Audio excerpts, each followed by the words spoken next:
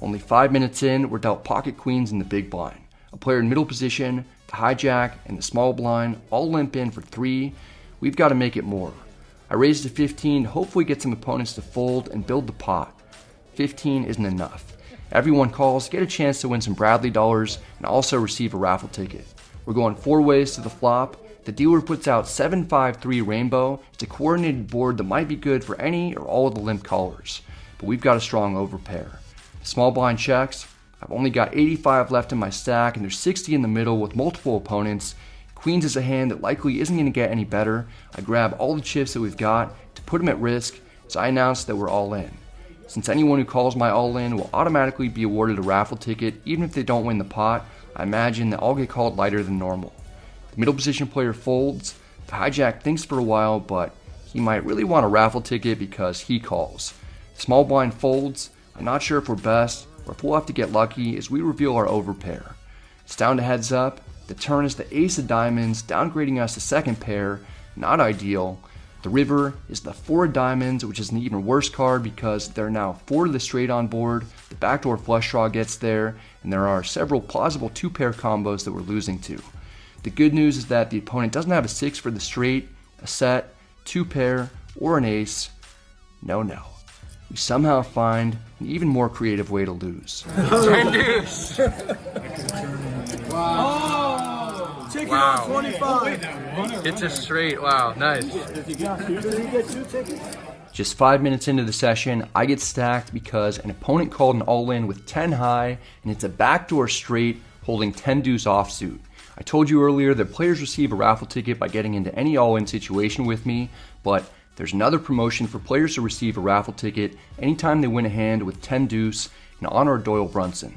Since the opponent here got into an all-in with me and won with 10 deuce, he receives 2 tickets. I understand wanting raffle tickets, but I still have a lot of questions. How did you call on the flop? 10 deuce? Lon, did you rig this?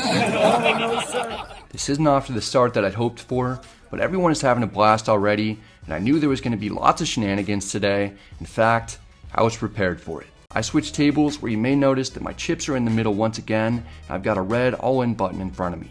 Perhaps we've got a good hand, but I'm not really sure because I shoved blind from middle position for $93 to give these new opponents a chance at a raffle ticket. We're luckily dealt King 10 suited, which is a surprisingly good hand for jamming in the dark. Under the gun wants to gamble for a raffle ticket. He goes all in for 139 to blind as well. The hijack calls the all-ins. It's another 3-way situation, and the hijack isn't feeling too good even though he's the only player who looked at his cards before putting his chips in the middle. I've got a crappy hand. Oh, of course you do. Oh, wow, I have a really bad shape. Under the gun has pocket 4s. The hijack has King 9 offsuit. He's going to have to get lucky to scoop the pot. I'm feeling okay, but the way things have been going, I'm not totally expecting to win. The flop comes ace 5-3 with 2 clubs. We've at least got a flush draw, and a king or 10 gives us the win as well. There's a lot of tension, but I'm feeling a lot better now. Oh! We win it. Wow. We went the side pot, yeah. Oh, side pot. Yeah, we went the side pot with me. Did an all-in blind. How much do you have? 2 players called. 33. And we get a triple up. Finally, we win an all-in pot. We beat both opponents by spiking a 10 on the turn. This triple up gets us almost back to the even mark since we're in for 300. The 2 players who were willing to get it in against me both receive a raffle ticket. I finally got a decent stack built up. The way I see it, Gus owes me $1,600, and we pick up pocket queen to try and get that money back from him. Under the gun limps in. We're certainly not playing a limp pot. There's enough evidence now to suggest that I could start raising to larger amounts to narrow down fields because we don't really want several colors. But instead, I keep the raise size at 15 because 5 times the big blind still seems like a lot to me. This doesn't accomplish our goal of reducing the number of opponents to 1 or 2, and Gus Hansen takes note of it as we get 5 colors. Oh, 15, yeah, come on. Just what's on the table, right? Just, Water's warm, come on. Water's warm, yeah. Alright, we got an under the gun Yeah. limp. Wait, you limp folded? Don't be scared of him just because he has the WT badge. Don't. It's all for show? Yeah, Cut off it's all hijack, middle position, 6 players. Yeah, that's right where you want to be. We're going 6 ways to the flop, and it comes Queen 9-8 rainbow. We've got top set and an entire basketball team worth of opponents. Gus is in the small blind. He checks. The big blind checks. We can't allow this many players to see a free card. I'm going to make a bet, although Gus doesn't think that we have it. 65. 65. This time, we've actually got it, Gus. We had tons of opponents, but not a single one of them had anything that they could call us with. One by one, all 5 of them fold. It's disappointing, but it's still fun to flop top set, especially when it's against a legend like Gus Hansen. For the first time today, we're actually winning some money as well.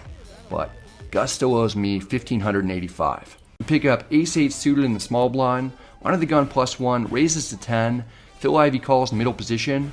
The cutoff calls. The button calls. This is set up nicely for a squeeze. I've only got 168 in play at the moment.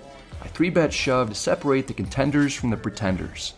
After the dealer gets a count of my chips, under the gun +1 folds. He was a pretender, and the initial pre-flop raiser, I was most concerned about being up against him. Ivey's taking his time to think about the decision because this is a lot of money for him.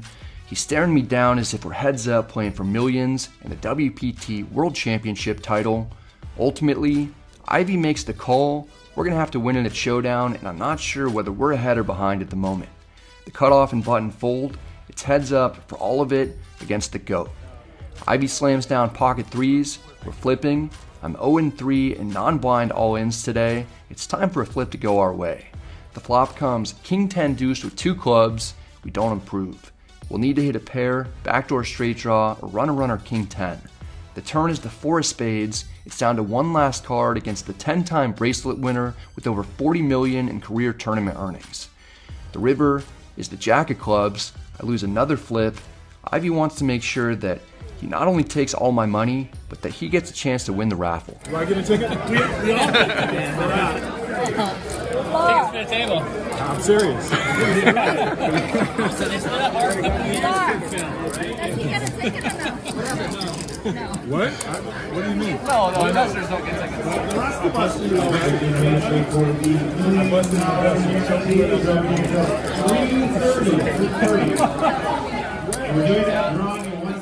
This conversation between Ivey and the floor goes on for about an hour, and it gets pretty heated, but I didn't capture all of it. We agree to play the stand-up game. It's down to just me and one other player when we pick up 9-7 offsuit in middle position. I limp in for 5 because the only other player standing up is on the button, and I can't just let him win without putting up a fight. The cutoff raises to 25. The button calls. I call for 20 more. We're going 3 ways to the flop. If anyone wins other than the cutoff, the stand-up game is over, and the last person standing has to pay everyone else at the table $25 each. The flop comes Jack 8 with 2 spades. We've got a gutter, and that's it. I check. The cutoff isn't going to allow us to advance without paying for it. He bets 40. The button isn't giving up. He calls. I'm not a big fan of quitting either. I consider check raising, but instead, I just call in case someone actually has a strong hand. It should look pretty scary to the other 2 players that I'm overcalling, even though I'm at the bottom of my range. The turn is the 5 of clubs. It's mostly a blank, except it gives us a double gutter, nutter butter. Our nutter butter is still a thing because they were delicious and I never see them around anymore now that I'm not 10. I check. Players' actions on the turn are always very telling, especially when a non-threatening card comes out. The cutoff checks, so I can rule out him having a trips or better type of hand.